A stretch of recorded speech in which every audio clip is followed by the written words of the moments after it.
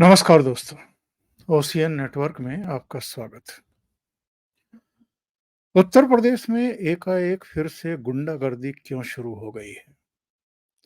जगह-जगह ये शो क्यों किया जा रहा है कि हम अब आज़ाद हैं और कुछ भी करेंगे, कानून भी तोड़ेंगे, लोगों में दहशत भी पैदा करेंगे, किसी का भी मर्डर कर देंगे और बिना बात, ज़रा सी कोई कहा-सुनी हो जाएगी तो आप मर्डर कर देंगे।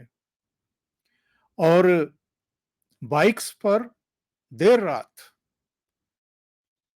ऐसे मोहल्लों से भी जुलूस निकालेंगे, आपत्तिजनक नारेबाजी करेंगे, हरकतें करेंगे, कुछ इशारे करेंगे, ताकि एक बड़ी आबादी में एक ये मैसेज चला जाए कि साहब फिर से वही युग लौटने वाला है, जो 2017 से या 2014 से पहले था। उत्तर प्रदेश में तो खैर जो शासन प्रशासन बदला था वो 2017 में बदला था और उसके बाद से आप जानते हैं कि योगी जी का डंडा भी चला है और बुलडोजर भी चला है जहां जहां जरूरत पड़ी है। ये जो बदले हुए हालात हैं, ये समाजवादी पार्टी की 37 सीटें आ गई और 6 कांग्रेस की आ गई हैं। इसलिए क्या अब लोगों ने ये समझ लिया है कि गुंडागर्दी का लाइसेंस मिल गया, उनको परमिट मिल गया है? और क्या ये जारी रह सकता है योगी के मुख्यमंत्री रहते हुए? कई घटनाएं हुई हैं, उनका उल्लेख भी करेंगे। जोड़ लेते हैं सीधे प्रयागराज से अनुपम मिश्रा जी को, जो इस पूरे घटनाक्रम पर, घटनाओं पर नजर भी रखे हुए हैं और अपनी सजग टिप्पणियां भी कर रहे हैं। आने वाले खतरों के बारे में भी उनसे परामर्श करेंगे। अनुपम जी, बहुत स्वागत है आपका। नमस्कार। नमस्कार सर, थैंक यू। आपने तो ट्वीट भी किए हैं और इन घटनाओं का उल्लेख भी किया है। ये अचानक क्यों शुरू हुआ है?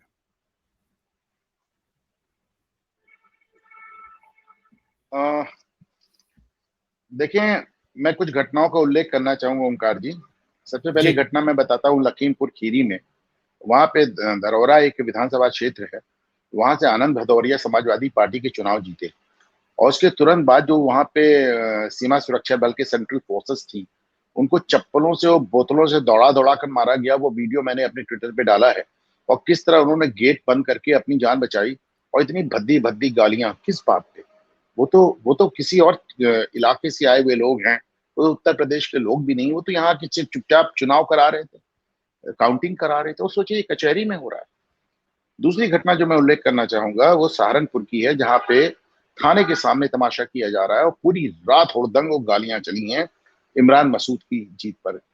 इमरान मसूद को कोई कुछ भी कहे, दुनिया उनको तभी से जानी है जब से उन्होंने कहा था कि वो प्रधानमंत्री नरेंद्र मोदी की बोटी बोटी कर देंगे।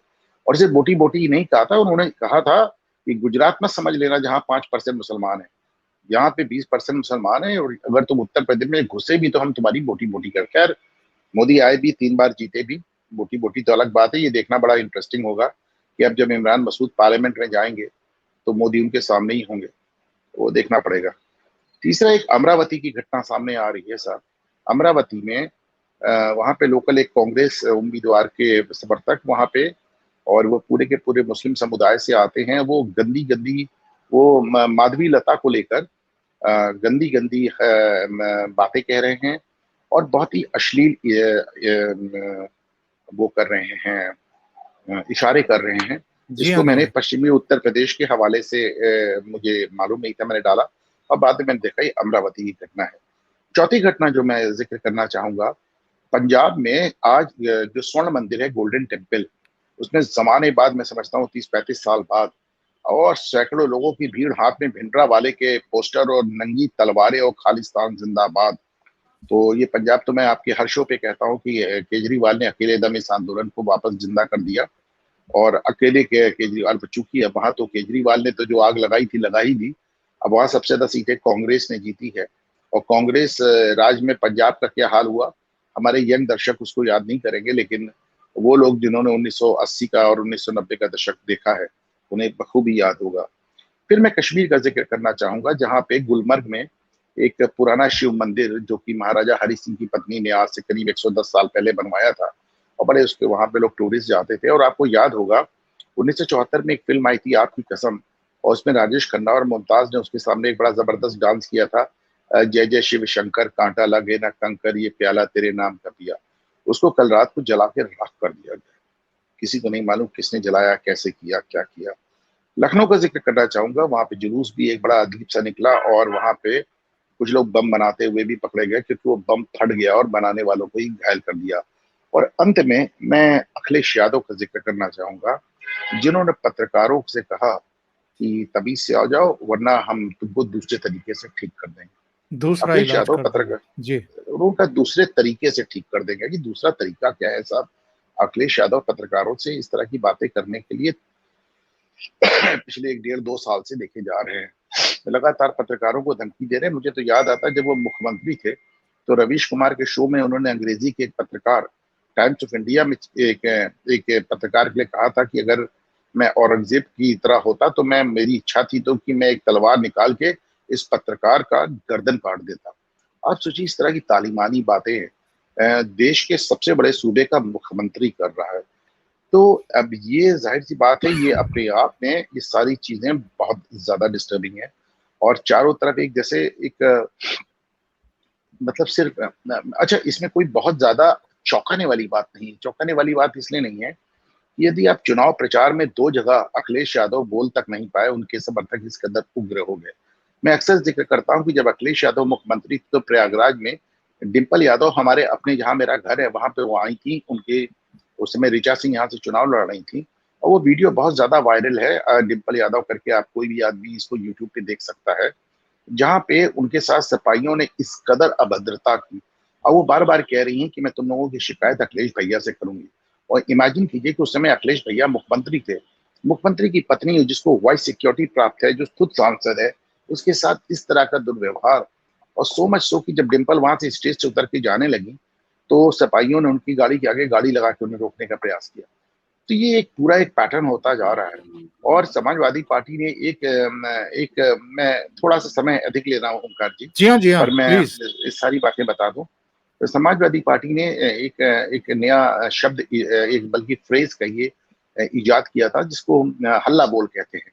तो मैंने 90 के दशक में पत्रकारिता मेरी नई शुरू हुई थी, और मैंने देखा था कि किस तरह इन्होंने दैनिक जागरण के ऊपर हल्ला बोल किया था, किस तरह इन्होंने मीडिया पे हल्ला बोल किया था। और सबसे बड़ी बात, मैं जहां यहाँ प्रयागराज के बैठा हूँ, यहाँ इलाहाबाद हाईकोर्ट पे इतना जबरदस्त इन्होंने कहते हमला किया था, और जजेस के ऊपर, हाँ, और उसके लिए बीच में जो बार के वकील थे वो सब खड़े होकर उन्होंने जजेस की और हाईकोर्ट की रक्षा की।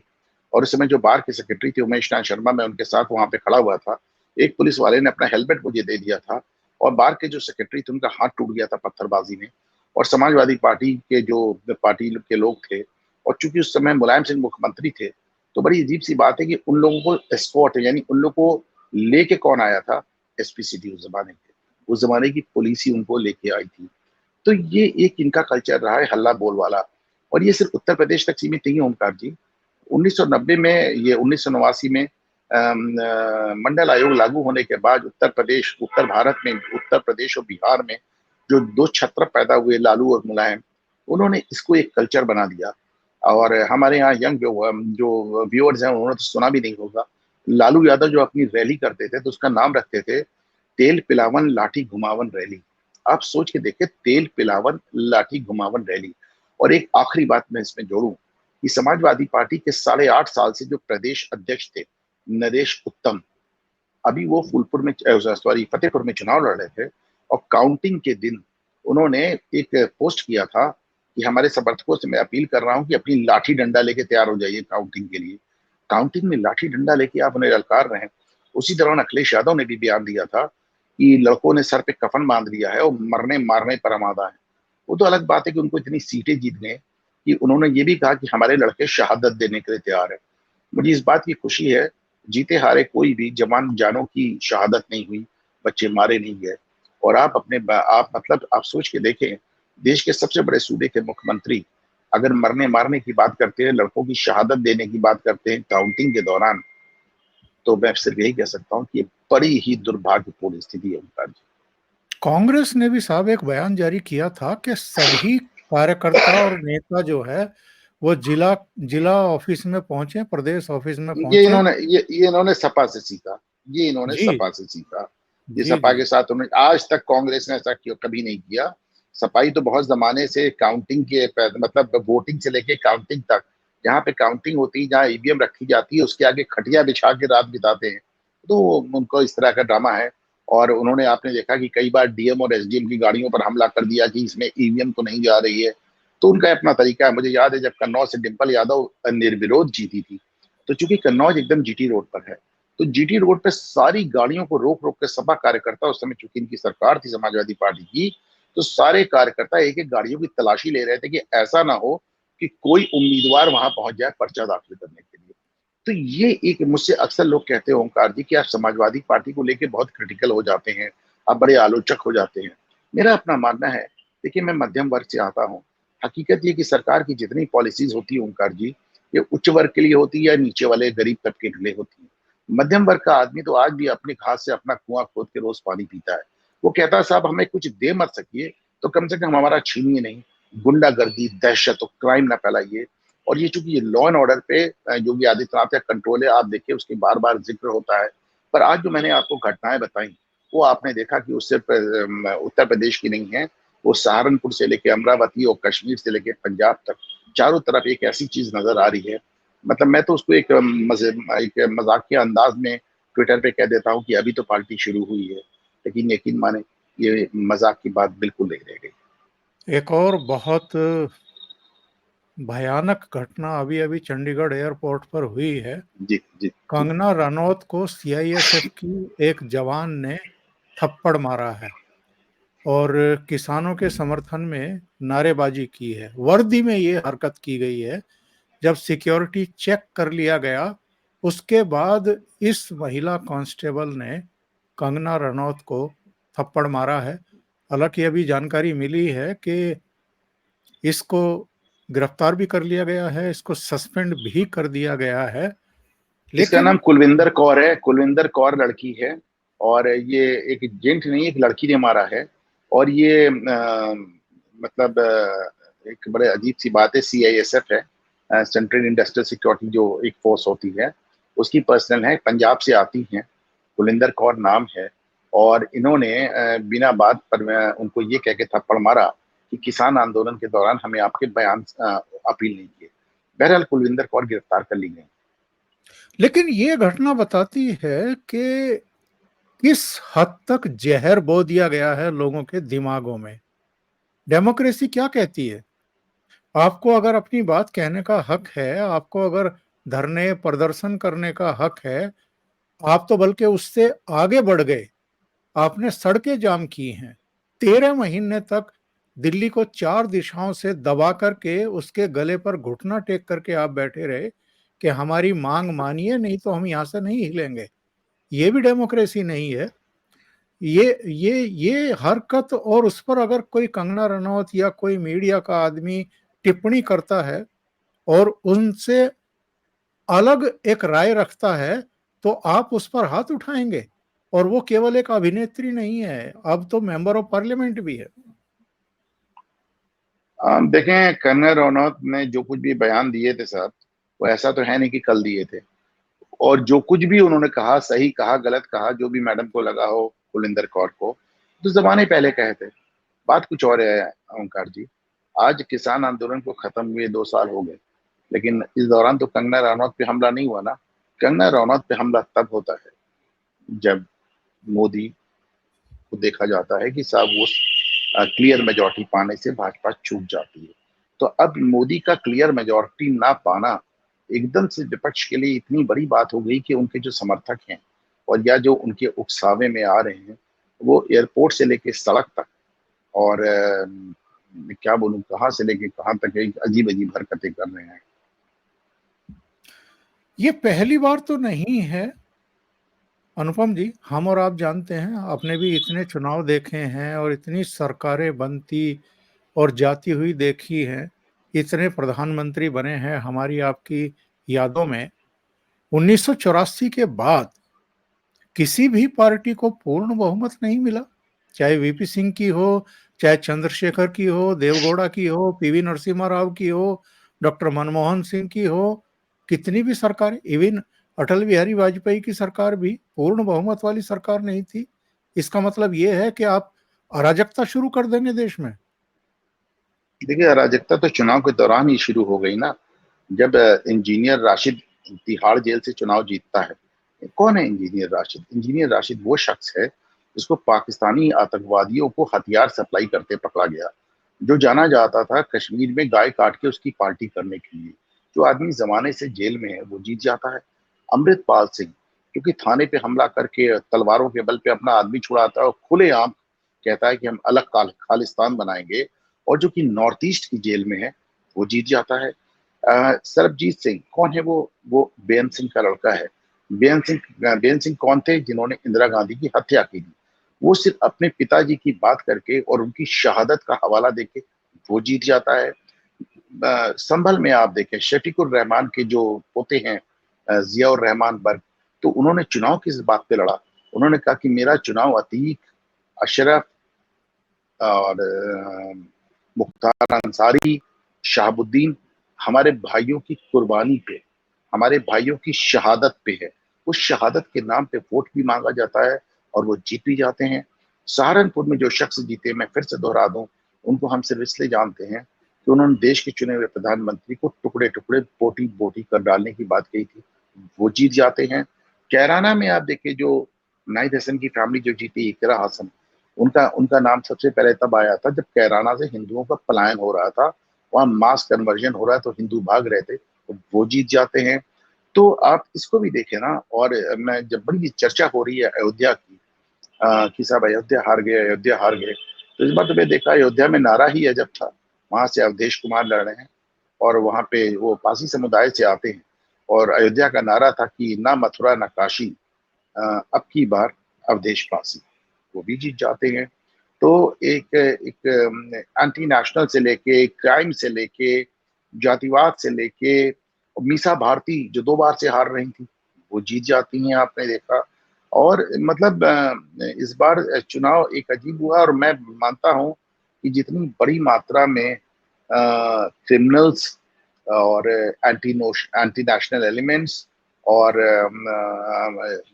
परिवारवाद, जातिवाद, आप इसको इस तरह देखें ओंकार जी, कि जो शख्स गुजरात से बनारस आकर बनारस की काया पलट कर देता है, नरेंद्र मोदी, वो 1.5 लाख के मार्जिन से जीतता है। और जो शख्स अमेठी से वायनाड भाग जाता है, राहुल गांधी, और जाके वहां कहता है कि दक्षिण भारतीयों को वोट डालना आता है, नॉर्थ उत्तर भारतीयों को वोट डालना ही नहीं आता, वो लौट के आता है तो 4 लाख वोट से जीतता है। स्मृति ईरानी 10 साल से अपना घर बना के अमेठी में लड़ रही है लगातार, और वो हार जाती हैं। और किशोरी लाल शर्मा जो कभी सभासद नहीं हुए, वो गांधी परिवार की खड़ाओं लेके जीत जाते हैं। और जीत ही नहीं जाते हैं, किशोरी लाल शर्मा का जो वो होता है जीत का मार्जिन, वो प्रधानमंत्री नरेंद्र मोदी से ज्यादा आता है। तो मतलब फिर मैं क्या कहूँ। तो, तो देखिए, बड़ी अजीबोगरीब स्थिति है। एक सवाल ये उठता है साहब, क्या उत्तर प्रदेश की जनता को अमन पसंद नहीं है, या गुंडे ही पसंद हैं, या गुंडागर्दी ही पसंद है, या जब उनकी माँ बहन बेटियों के साथ बदतमीजियां शुरू हो जाएंगी, हो ही चुकी है। सहारनपुर में तो बताते हैं कि इमरान मसूद के समर्थन में जो बाइक का जुलूस निकाला गया, तो राजपूत की बेटियों को गंदे गंदे इशारे किए गए। तमाम सोशल मीडिया इस समय पटा पड़ा है इस तरह की चीजों से। तो क्या उत्तर प्रदेश का मतदाता भी भटक गया है, या कुछ ऐसे हालात पैदा कर दिए गए हैं कि कुछ नॉन इश्यूज को इश्यूज बना करके लोगों का ब्रेन वॉश किया जा रहा है?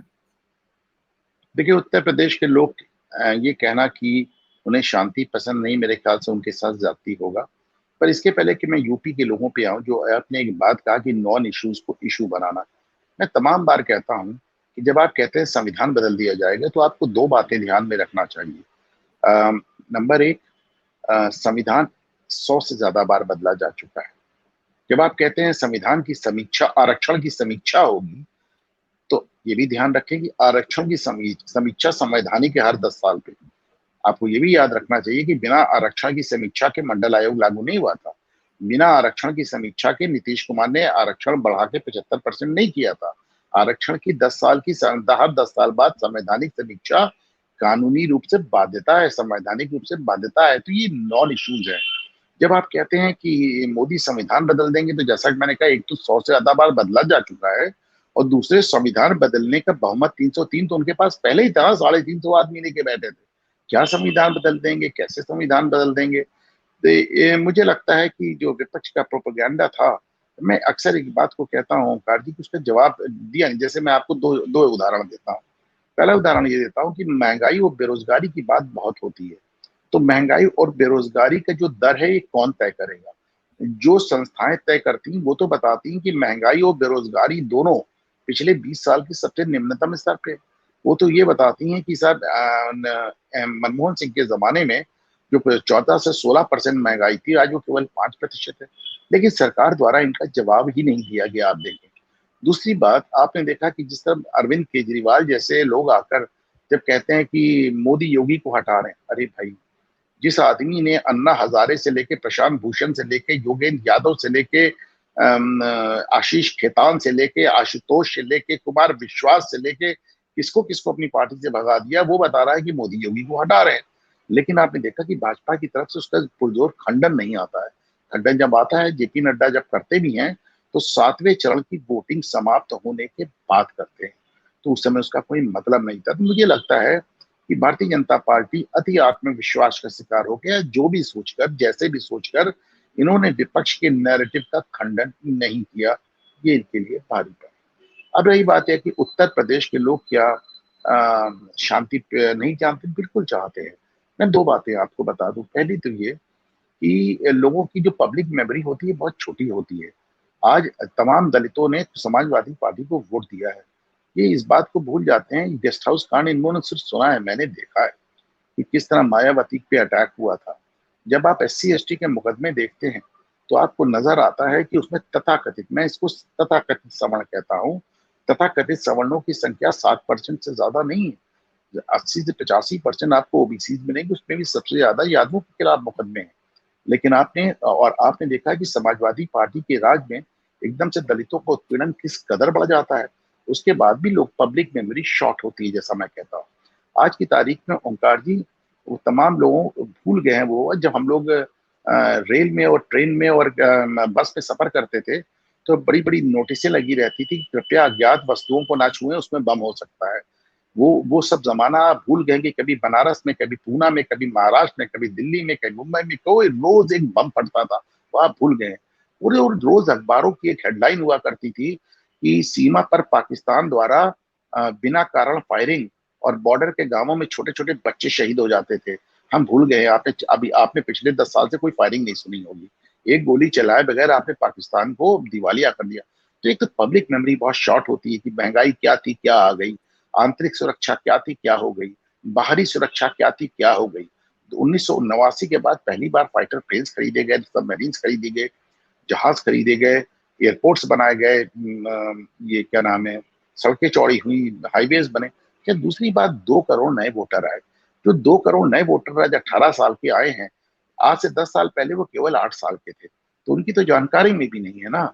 उनको तो लगता है कि नहीं, हमारा भारत तो हमेशा से यही था, चौड़ी चौड़ी सड़कें, बड़े बड़े हाईवेज, ढेर सारे एयरपोर्ट, अच्छी ट्रेनें, वंदे भारत। तो उनको इतनी शांति, सिक्योरिटी, और किसी जमाने में हमारा प्रधानमंत्री रोज संयुक्त राष्ट्र पे खड़ा होकर ये कहता था कि साहब, पाकिस्तान को हमारे यहाँ आतंकवाद फैलाने से रोका जाए। आज उनके जो प्रतिनिधि और उनके प्रधानमंत्री संयुक्त राष्ट्र पे जाके गुहार लगा रहे हैं कि भारत के लोग, भारत की जो रॉ है, वो हमारे यहाँ, जिनको वो अपराधी समझता है, जब चाहते हैं आके मार देते हैं। तो एकदम उल्टा हो गया गेम। बॉर्डर में गोली चलनी बंद हो गई, कश्मीर में पत्थर चलने बंद हो गए। तो लेकिन जो नए लोग हैं, उन्होंने वो जमाना देखा नहीं। और मैं बड़े दुख से कहता हूँ ओंकार जी, जो पुराने लोग हैं वो भूल गए। बिल्कुल सही कह रहे हैं। बहुत सारे लोगों की टिप्पणियां वैसे आ रही हैं कमेंट बॉक्स में कि योगी के रहते इनकी गुंडागर्दी तो नहीं चलेगी, कम से कम उत्तर प्रदेश में तो नहीं नहीं नहीं। नहीं चलेगी, बिल्कुल नहीं चलेगी। लेकिन बात यूपी की हो भी नहीं रही है ना।